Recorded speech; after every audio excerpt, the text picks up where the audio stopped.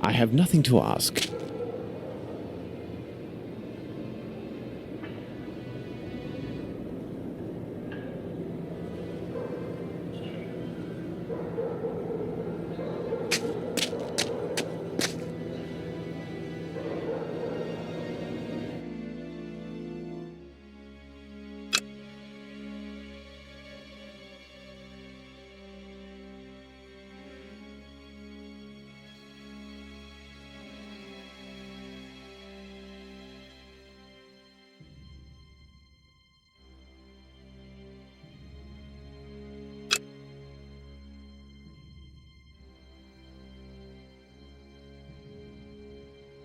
The tongue is swollen.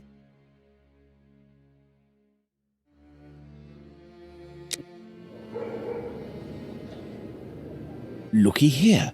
It would seem he has a mark on his left hand.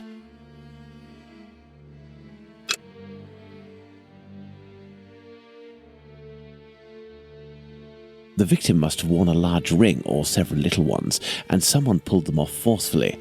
This detail will be very valuable, Watson. You can be sure of that.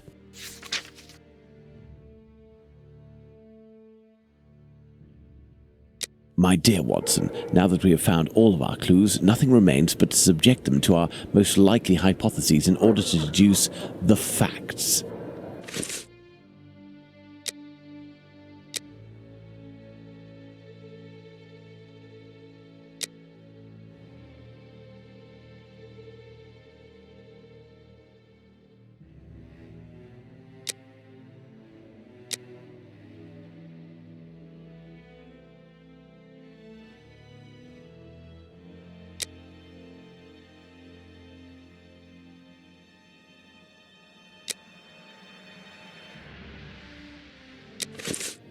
I hear a noise coming from the street, Watson. The authorities are arriving. It's time for us to go.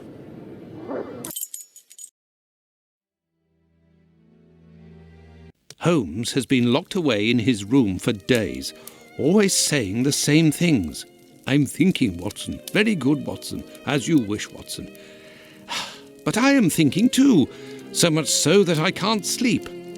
Annie Chapman. Good Lord.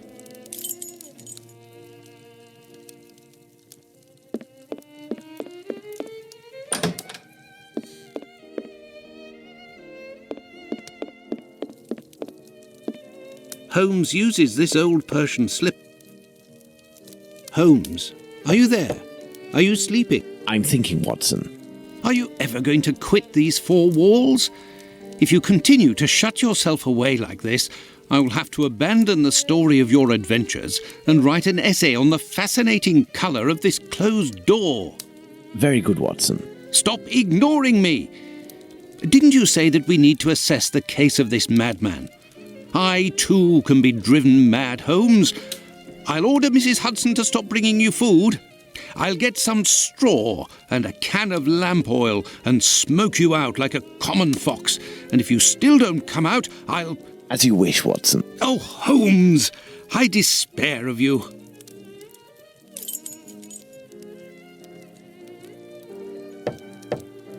Holmes, are you going to come out of there or not? No, Watson.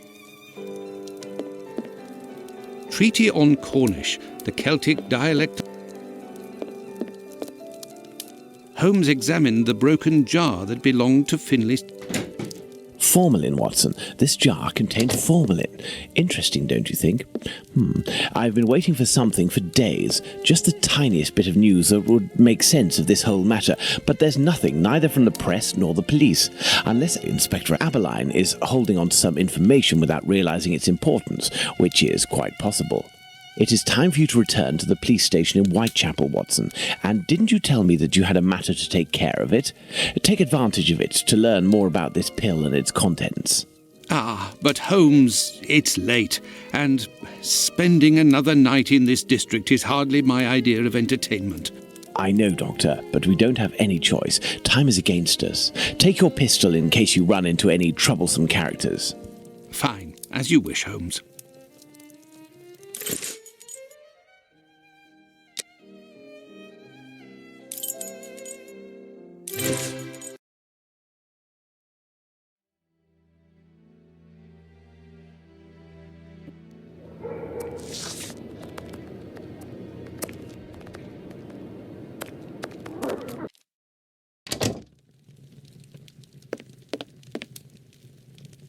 evening, Mr. Solomonovich. Good evening, Doctor. What a pleasure to see you again. Have you finished converting the harnesses? Yes, just now. I got a little behind because of all the commotion. Commotion? Don't you start. 3 days ago, the very afternoon that you passed by, there was a chase throughout the neighborhood. Hundreds of people were chasing one man, claiming he was responsible for the murders these last few days. Schmonz! It was awful. I hope those maniacs didn't catch him. Better the police should. Tell me, did John Pizer turn himself in to the police? Things unfolded as they should. Look in the newspaper, the Daily News from today. Farewell, Isaac. Goodbye, Doctor.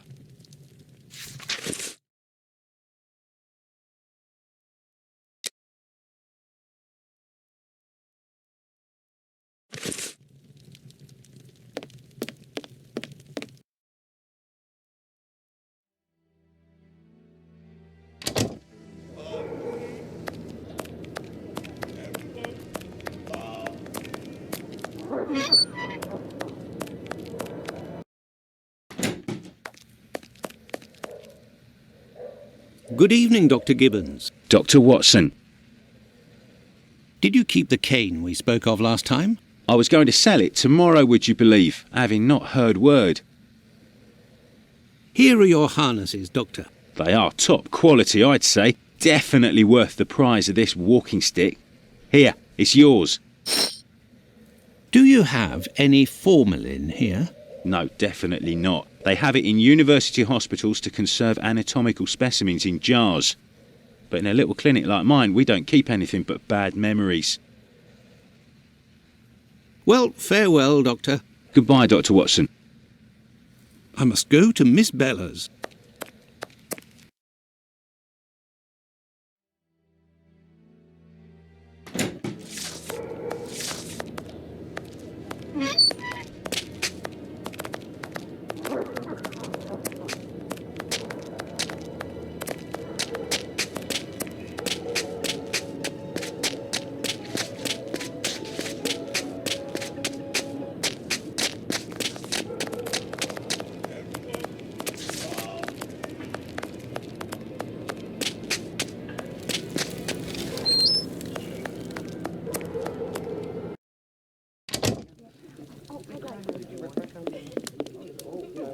Good evening, ma'am. Your door was open. Isn't that a little dangerous? Hello, Doctor.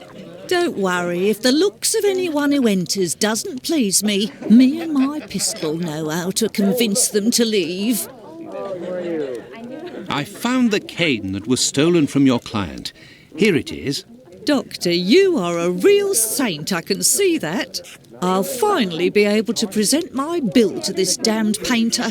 If by chance you see him, tell him that a little surprise awaits him here. You told me you would give me some information on this Dr. Tumblety. Agreed. He's a Canadian or an American. He parades from time to time through the neighbourhood in a 50-guinea suit and acts like a doctor. But for business, he isn't worth it.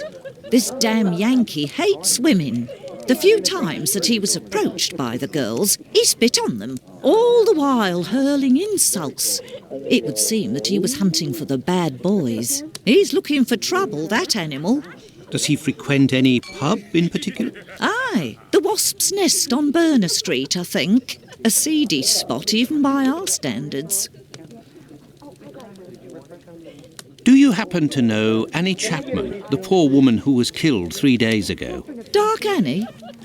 Like all the drifters in the area, I've seen her once or twice. With respect to the dead, Annie really was the bottom of the barrel. What do you mean? Well, in our profession, the pretty young ones go out when night has barely fallen and don't have a problem finding takers. But poor girls like Annie or Polly Nichols, who aren't as tender and are often sick, sometimes trudge around for a whole night in the cold and the rain before landing a client. And that doesn't help their appearances either.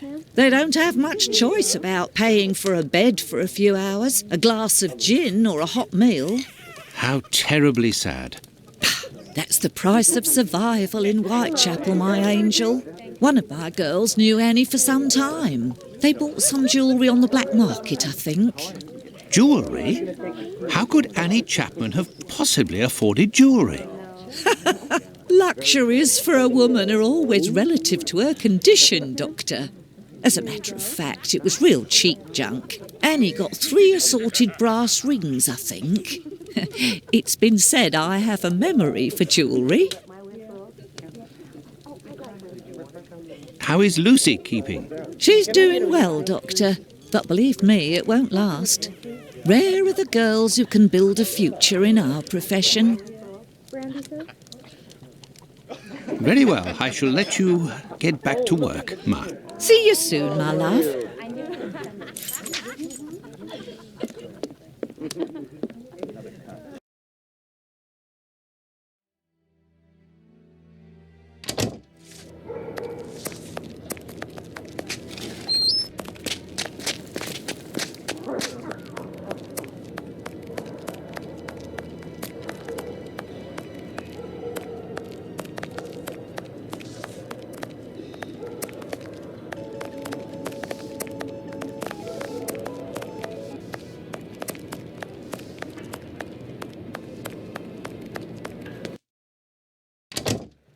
Good evening. I hope I'm not disturbing you. Not at all, Doctor. This man, Mr. Richardson, is a witness to the horrid affair at 29 Hanbury Street, the murder of Annie Chapman. We are discussing the relevance of his testimony. You're probably not in a position to discuss it with me, but I would like to know more about what you call the relevance of this young man's testimony. Oh, there's no secrecy. It's simply that the testimony given by Mr. Richardson doesn't match the time of death given by the coroner, Dr. Phillips. What was the time of death, according to him? Before 4:30 in the morning. My conclusions were the same. Were there any other conflicting testimonies? Well, 2 other witnesses summoned at the preliminary inquest gave testimony, but in these cases too, the times don't match. Do you remember what it was they said? I didn't question them myself. A colleague of mine took down their statements on paper, but on deciding they were of little use, he tore them up and threw them in the bin. There's no point in being bogged down with useless paperwork. I will take my leave, Humphreys. Goodbye, Doctor.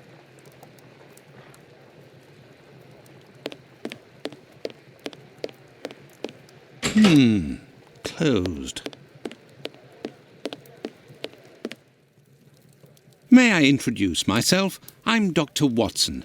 I am... You wouldn't be the chap what writes the detective stories in that there paper? Well, yes, indeed, my stories have been published in the Strand.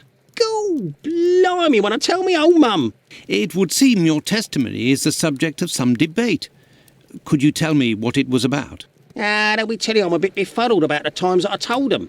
But it can't be so. I knows what I sees and what I don't sees that morning. What did you see, or what didn't you see? And at what time, would you say? I'll tell you this for nothing. It's me old mum who lives at the house where the body was found out back in the garden. She has her shop at the bottom to the right of the stairs. Her door was broken down not too far back because it's a real zoo it is. Right, the morning it happened, I head that way to see if me old mum has finally had the place broken into. It was 4:45 when I got there. That I'll swear on me dear old mum's life. I had a look round to see if the cellar had been taken. No. I had a little sit down on the stairs by the courtyard because me shoes were causing me no end of pain and I had a cut and all. I didn't seize a single thing below the steps, Doctor, not one single thing. If there was some bird all covered in blood, tain't no how I could have missed that, even if it were night time. Right, 5 minutes after getting to number 29, I had to clip off. And now they tells me that either I can't tell time no more, or I was fixing me loafer next to a stiff that was still steaming. All right then. Evening, gents.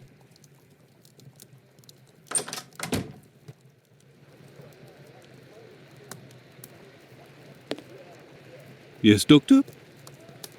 So, how far along are the investigations into these 2 recent murders? Everyone around here believes both crimes were committed by the same man. But as for the Hanbury Street and Bucks Row crimes, nobody has heard or seen a thing. By the way, have you heard of a Dr. Tumblety? No. Is it important? Yes. Well, no, maybe. Actually, I don't know. I have heard about this man, his frequent nocturnal outings and bizarre behaviour. What does this chap look like, Doctor? And where can we find him? The last I heard was that he was staying at Finley's place, the man who was looking for me a few days ago. It would greatly assist us if you could ask Finley what your strange associate looks like. We could then see if the description matches any witness accounts. I will take my leave, Humphreys. Goodbye, Doctor.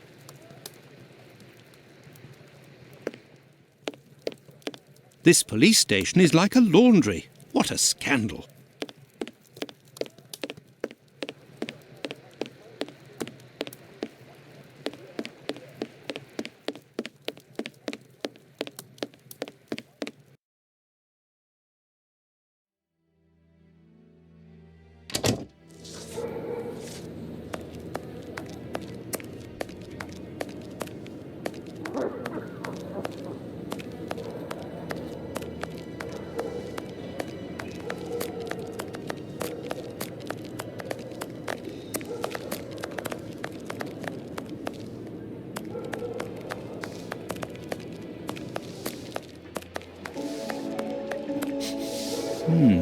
There is a strong smell of gas.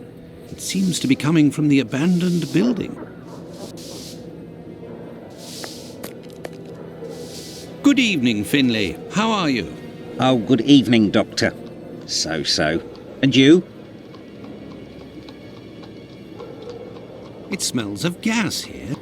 You might say, Doctor, without wanting to speak ill of the force, I have to wonder if the police are up to something. What do you mean? Well, I was outside yesterday evening when the light went out at my place, and a gas smell came from the abandoned building across from my place. And a minute later, the police arrived and were snooping all around like it was them who hit the gas before arriving. Have things sorted themselves out with your strange tenant? Don't talk about it, Doctor. That man is truly bizarre. He goes to the most sordid locations once night falls. 3 days ago, my wife told me she saw him come in with blood-stained clothes and a fearsome look. Interesting. What does he look like, and how old is he? Oh, he's my age, give or take, so the other side of 50. He's always dressed in a striking manner with an American hat. He's big, close to 5'11", I'd say. He has a strange voice, not just his accent, see, his voice. Very well. Goodbye for now, Finley. Goodbye, Doctor. Now then, let's go to the police station.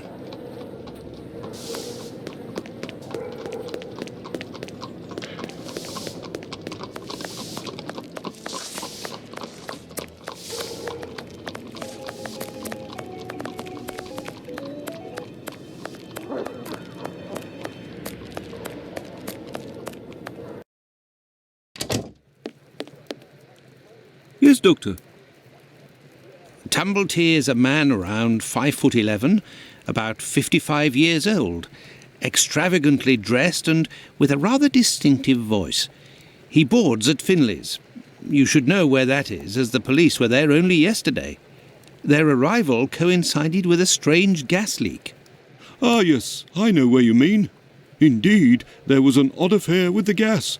It was rather unsettling. We were searching for a well-known scoundrel who was ratted out by Squibby, the chap we followed and saved from the pack a few days ago.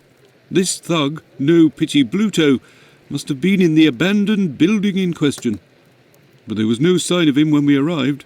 Furthermore, an inspector said that, given the smell, the thingamabob that supplies gas to the building was probably damaged. So we took no risks and were called away somewhere else. I will take my leave, Humphreys. Goodbye, Doctor.